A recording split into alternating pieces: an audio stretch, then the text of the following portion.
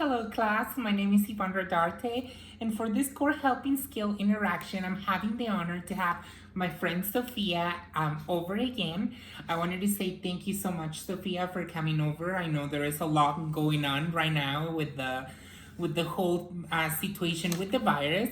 So Sophia was the only one who agreed to come over to my house and help me out with this assignment. So I want to say thank you so much for that. You're welcome. So, since the last time you were here with me, pretty much we're gonna do the same activity again. I'm gonna go over some questions. You're gonna provide me with your answers, and then we're just gonna go from there. So, what is one thing that has really been bothering you lately, Sophia? I think it's more than obvious a topic that that has been probably bothering me, and it's all with the coronavirus situation. Um, Unfortunately, I'm part of the millions of people that are without a job right now. I work at a dental office, like how I said before, and unfortunately, because of the CDC and American Association of Dentistry, they cancel our jobs for the next 3 weeks. And that's for now. We don't know it for the next, like after 3 weeks, we don't know what's gonna happen. And it's tough because like everybody, we have bills, we have things to pay, and unfortunately, the bills don't stop. They just continue even with the situation. Totally. I can relate and feel the same way as you feel. I cannot imagine how difficult it is for individuals who lose their job, and like you said, bills don't stop. So totally, I totally get it. Does it make you feel some type of way? It's just really frustrating, really frustrating, because like I don't want to get into a lot because everybody's gonna have their different opinions about it. I just feel like everybody's overreacting. It's like like how is it, overreacting and panicking and thinking that we're all gonna die and blah blah blah. But I feel like if you take the right hygiene care of yourself, do the right thing, which is wash your hands every time, use your hand sanitizer, cover your mouth when you cough and sneeze, all of this shouldn't be happening. But we all have our different opinions, we all think different ways, and not everybody's gonna agree with me that. Totally. Well, I totally agree with you. But something that you're right about is when you said that yeah, we should be taking the proper precautions as far as hygiene wise, and I think we should have all those hygiene skills as it is, regardless if there is a virus or not. We should be washing our hands constantly. We should be covering our mouths when we sneeze and cough. I feel that we should be taking the proper precautions. Like if you feel sick, don't risk it. Why do you go to work? Why do you go to like crowded places? Why do you like get that risk of infecting other people who are not infected at the moment? So totally. You also mentioned that you feel that people is overreacting. Do you said it because of all like the paper, the toilet paper shortage, like how the water is gone, how all the cleaning supplies are gone? So is that why you said that people is overreacting about it? Yes, because there is a lot of viruses. There is a lot of contagious viruses like the flu, a cold, a simple cold. It's really like really contagious. The flu is really contagious, and like when that comes and goes every single year. Like you can have a flu next year, you can have a cold next year, you can have a cold in the next week, the next month, and before nobody like used to like clean out all of the Clorox wipes, clean out all of the Lysol from the Walmart stands, clean out every single cleaning supply.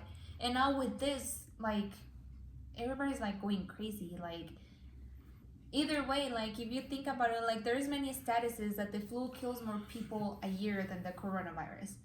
So like why with the flu that it's killing more people, why aren't you taking the same precautions and cleaning the stands of Lysol and Clorox wipes and all the cleaning supplies like how you're doing it now?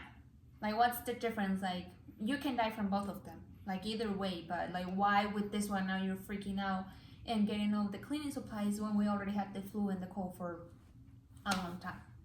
Do you think that part of the people freaking out has to be with media, social media, news, and how like they're making it seem a big deal when, yes, it is a big deal, but like you said, people die over flus or over the flu more over the year than the cases regardless, like coronavirus. Like there is more cases of people dying over a flu, a simple flu, than the coronavirus itself. Also, like you said, it's something that has been existed over the years, and people is freaking out about it. Do you think the media has to do something with it? I think so because there is always a way, like there's different ways that you have to deliver something. The way that you're gonna deliver a message, and the way that you deliver the message is the way that it's gonna be taken from like to the public or to the audience or whatever. So if you deliver a message like in a tone of like freaking out or like it's scary or whatever, the people are gonna get freaked out. They're gonna start going crazy and blah blah blah. If you deliver it in a way that you're like, oh, I mean, yeah, you should worry about it, but not so much. Like people are gonna be like, oh, okay, I should start taking precautions, not going crazy, but you should like taking your precautions. Like there's just different ways that you can deliver your message, like for you to be able to have a certain reaction from the audience. So, in your opinion, it's more about the way that media and social media and everyone who's trying to deliver that message around it is how like they're delivering the message. So they're delivering the message in a way that they're making people freak out and they're making people think that it's gonna be, in this case, the end of the world. Yes. Totally. Well, I was, there's, like you said, delivering messages is very important. So there is a lot going on in media. There's a lot of articles associated with this. And actually earlier today, I was going over an article that it was saying it's actually an strategic between the main countries in the world right now, China and the United States. So they're trying to fight for power, right? As it is. So I was reading this article that it was saying China find out cases of coronavirus as of November of last year, and they didn't say anything until mid-January or the beginning of February. Also, there is a lot of like dispute back and forth between other countries, regardless of status. I will say it like that. Do you think it's just like a fight between China and the United States that is affecting the rest of the world, or what is your thought associated with that?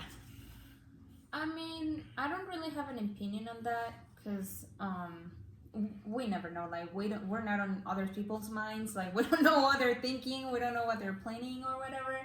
But I mean, like as of right now, I don't think it's like a strategy to like over the empowered countries or whatever for who gets the more power.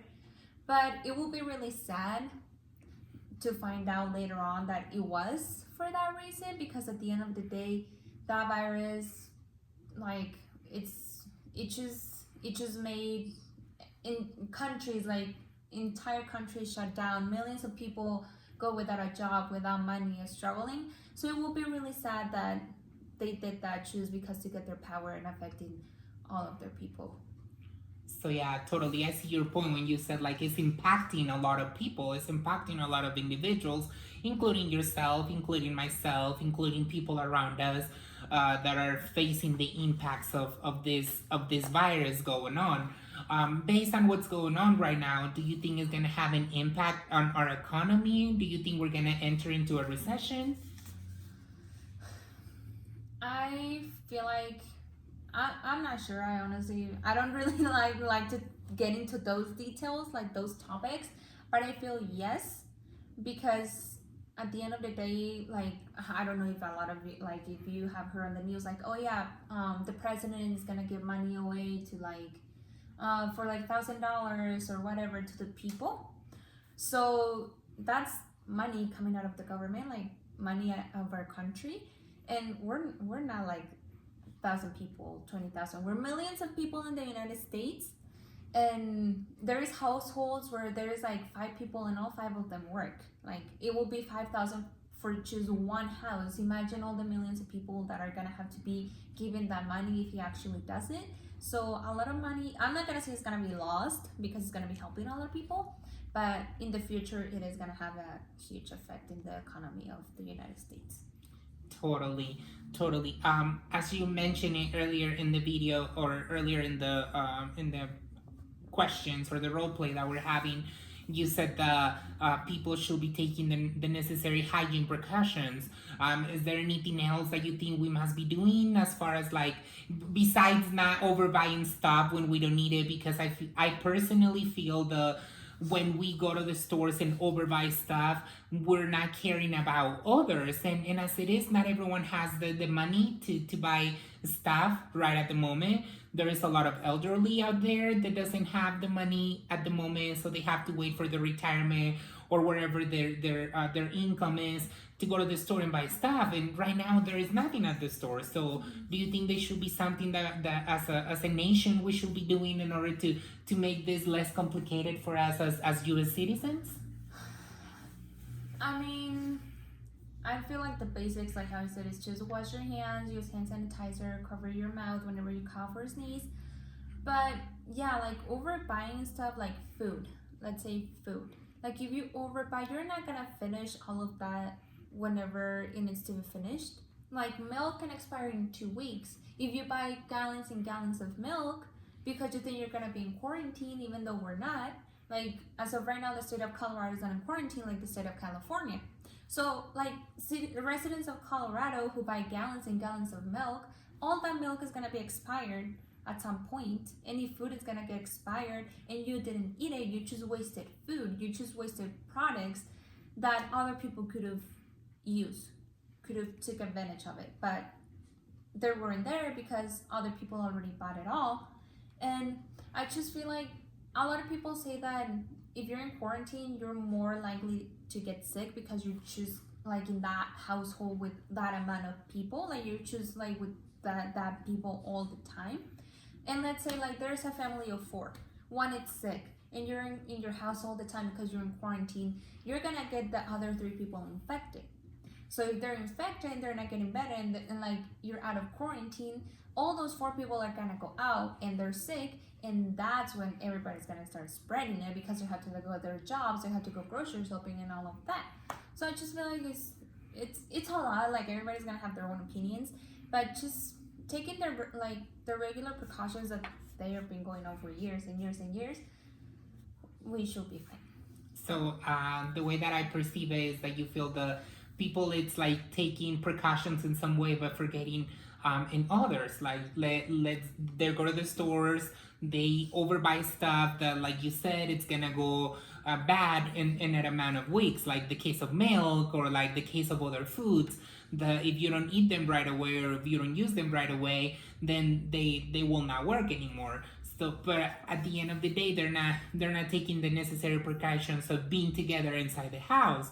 And another good point that I think you made is so you're in a household, you might get the virus, then you get the rest of your family contagious, and then you will go out and then you will spread it. So technically, people is not taking the necessary precautions as it is, right? Mm-hmm. Is there something else that you want to add in regards to this? Is there anything else that you think should be done about it, or anything that the government or the workplaces must be doing about this whole situation with their employees and all the people that are without a job?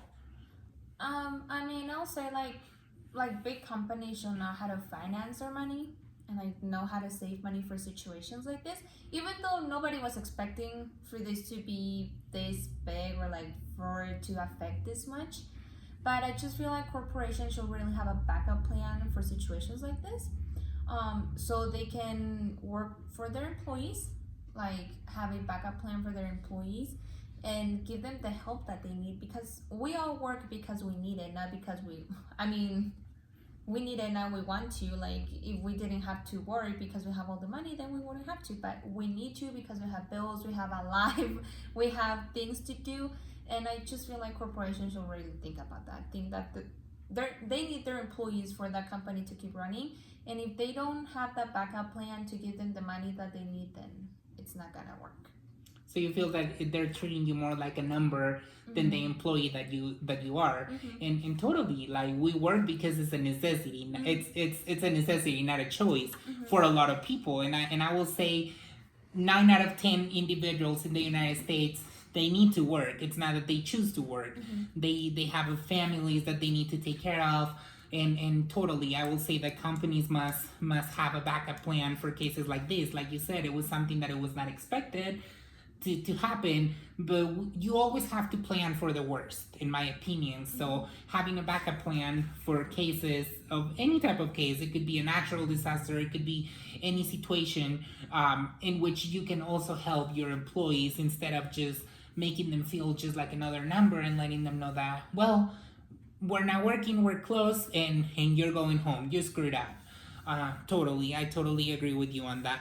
Well, Sophia, it's been an honor again having the chance to interact with you. I'm gonna say thank you so much. I hope this whole situation will get better. Cause I'm with you on that. It's a lot of bills that we need to pay on a monthly basis, and being without a job or not working at all could be very frustrating, especially when bills don't stop, right? So again, thank you for taking the time of coming over. And spend a little bit of time with us this afternoon, and hopefully it will happen again. Thank you so much. Thank you.